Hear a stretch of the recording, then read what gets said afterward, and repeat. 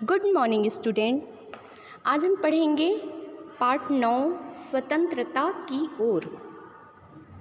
धनी को पता था आश्रम में कोई बड़ी योजना बन रही है, पर उसे कोई कुछ न बताता। वे सब समझते हैं कि मैं 9 साल का हूँ, इसलिए मैं बुद्धू हूँ, पर बुद्धू नहीं हूँ। धनी मन ही मन बड़बड़ाया। धनी और उसके माता पिता बड़ी खास जगह रहते थे, अहमदाबाद के पास महात्मा गांधी के साबरमती आश्रम में, जहाँ पूरे भारत के लोग रहने आए थे। गांधी जी की तरह वे सब भी भारत की स्वतंत्रता के लिए लड़ रहे थे। जब वे आश्रम में ठहरते तो चरखों पर खादी का सूत काटते, भजन गाते और गांधी जी की बातें सुनते। साबरमती में सबको कोई ना कोई काम करना होता। खाना पकाना, बर्तन धोना, कपड़े धोना, कुएं से पानी लाना, गाय और बकरियों का दूध दूहना और सब्जी उगाना। धनी का काम था बिन्नी की देखभाल करना। बिन्नी आश्रम की एक बकरी थी। धनी को अपना काम पसंद था क्योंकि बिन्नी उसकी सबसे अच्छी दोस्त थी। धनी को उससे बातें करना अच्छा लगता था। उस दिन सुबह धनी बिन्नी को हरी घास खिलाकर उसके बर्तन में पानी डालते हुए बोला।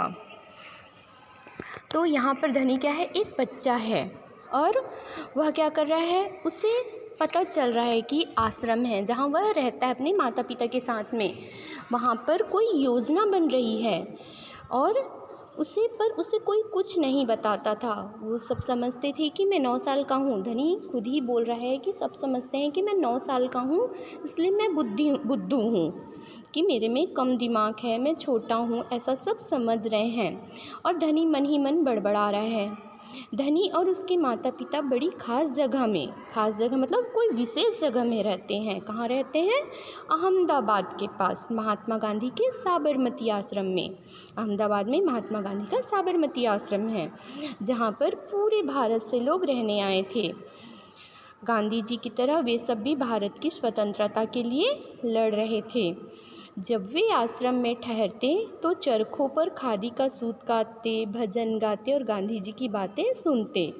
साबरमती में सबको कोई ना कोई काम करना होता था, जैसे खाना बनाने का काम, बर्तन धोने का, कपड़े धोने का, कुएं से पानी लाना, गाय और बकरियों का दूध दूहना और सब्जी उगाना। धनी का काम था बिन्नी की देखभाल करना। धनी का क्या काम था? बिन्नी की देखभाल करना था। और बिन्नी आश्रम की एक बकरी थी। बकरी का नाम क्या है? बिन्नी। तो धनी को अपना काम बहुत पसंद था क्योंकि बिन्नी उसकी सबसे अच्छी दोस्त थी। धनी को उससे बातें करना अच्छा लगता था। उस दिन सुबह धनी बिन्नी को हरी घास खिलाकर उसके बर्तन में पानी डालते हुए बोला। क्या बोला? कोई बात ज़रूर है बिन्नी, वे सब गांधी जी के कमरे में बैठकर बातें करते हैं।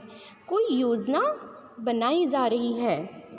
मैं सब समझता हूँ। बिन्नी ने घास चबाते हुए सिर हिलाया, जैसे कि वह धनी की बात समझ रही हो।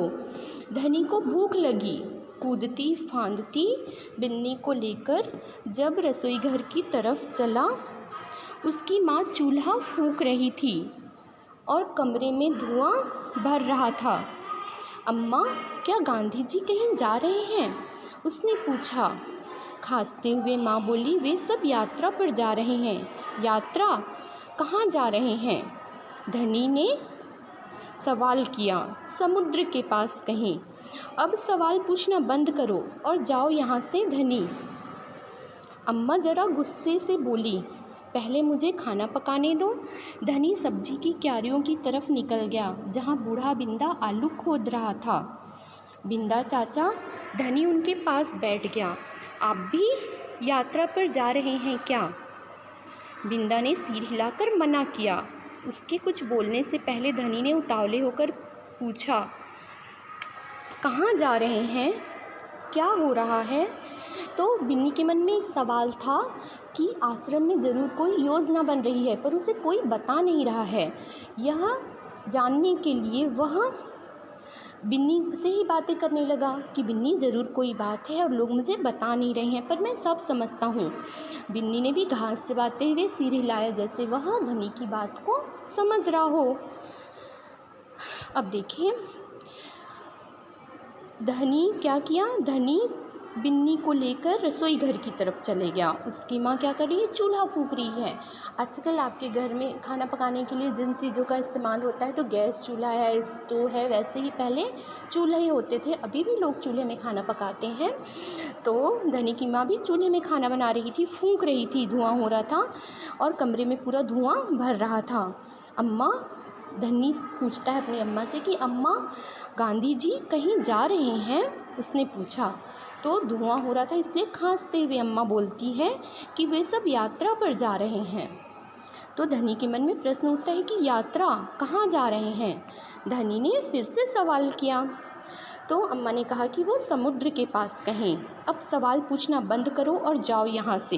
धनी, अम्मा ज़रा गुस्से में बोली, पहले मुझे खाना पकाने दो। धनी सब्जी की क्यारियों की तरफ निकल गया। वहाँ बूढ़ा बिंदा, एक बूढ़ा बुजुर्ग जो हैं उनका नाम बिंदा है, वो आलू खोद रहे थे। बिंदा चाचा, धनी उनके पास बैठ गया। आप भी यात्रा पर जा रहे हैं क्या? तो बिंदा ने सिर हिलाकर मना कर दिया। उसके कुछ बोलने से पहले धनी फिर उतावला हो गया कि वो बहुत जिज्ञासु था। उसे जानने की इच्छा थी कि क्या हो रहा है, क्या योजना बनाई जा रही है, कहाँ जा रहे हैं, क्या हो रहा है, वह सवाल करता है। तो बिंदा ने खोदना रोक दिया और कहा, क्या खोदना रोक दिया? आलू। वो खोदकर आलू निकाल रहे थे ना। तो तुम्हारे सब सवालों के जवाब दूंगा, पहले ज़रा इस बकरी को बांधो, मेरा सारा पालक चबा रही है। धनी बिन्नी को खींचकर ले गया और पास के नींबू के पेड़ से बांध दिया। फिर बिंदा ने उसे यात्रा के बारे में बताया। गांधी जी उनके कुछ साथी गुजरात में पैदल चलते हुए दांडी नाम की जगह पर समुद्र के पास पहुँचेंगे। गांवों और शहरों से होते हुए पूरा महीना चलेंगे। दांडी पहुंचकर वे नमक बनाएंगे। नमक? धनी चौंक कर उठ बैठा। नमक क्यों बनाएंगे? वह तो किसी भी दुकान से खरीदा जा सकता है। हाँ, मुझे मालूम है, बिंदा हंसा, पर महात्मा जी की एक योजना है। यह तो तुम्हें पता ही है कि वह किसी बात के विरोध में ही यात्रा करते हैं या जुलूस निकालते हैं, है ना? हाँ, बिल्कुल सही, मैं जानता हूँ। वे ब्रिटिश सरकार के खिलाफ सत्याग्रह के जुलूस निकालते हैं जिससे कि उनके खिलाफ लड़ सकें और भारत स्वतंत्र हो जाए। पर नमक को लेकर विरोध क्यों कर रहे हैं? यह तो समझदारी वाली बात नहीं है। बिल्कुल धनी, क्या तुम्हें पता है कि हमें नमक पर कर देना पड़ता है? तो बिंदा ने उस योजना के बारे में धनी को बताया कि तुम्हारे सब सवालों के जवाब दूंगा, पहले इस बकरी को बांधो, ऐसा बिंदा चाचा ने कहा।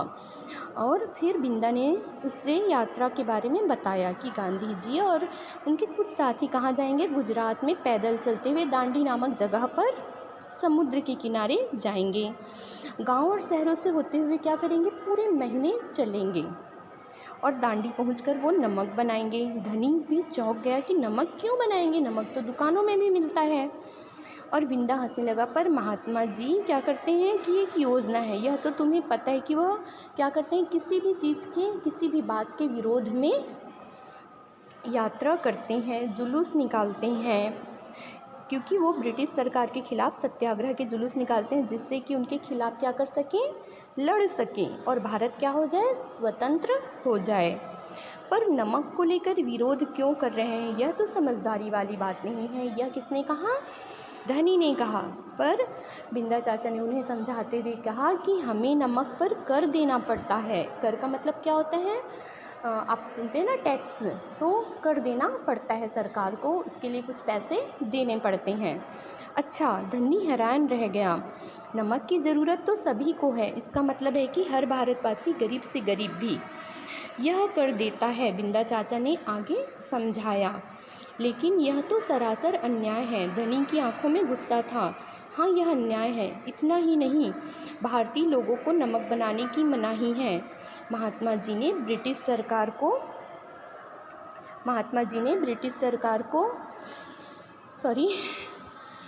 धनी की आंखों में गुस्सा था। हाँ, यह अन्याय है। इतना ही नहीं, भारतीय लोगों को नमक बनाने की मनाही है।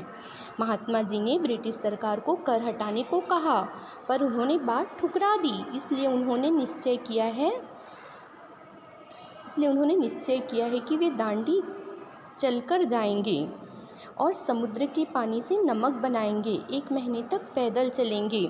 धनी सोचकर परेशान हो रहा था, गांधी जी तो थक जाएंगे, वे दांडी बस या ट्रेन से क्यों नहीं जा सकते, क्योंकि यदि वे इस लंबी यात्रा पर दांडी तक पैदल जाएंगे तो यह खबर फैलेगी, अखबार में फ़ोटो छपेगी और लोगों तक यह बात पहुंच जाएगी। इसलिए गांधी जी वहां पैदल जाना चाहते हैं और लोगों को साथ लेकर जाएंगे तो सबको पता चलेगा कि गांधी जी क्या कर रहे हैं, ब्रिटिश सरकार के खिलाफ बोल रहे हैं, ब्रिटिश सरकार के खिलाफ खड़े हैं। आगे का जो हम पार्ट पढ़ रहे हैं उसका आगे का वीडियो मैं आगे समझा रही हूँ।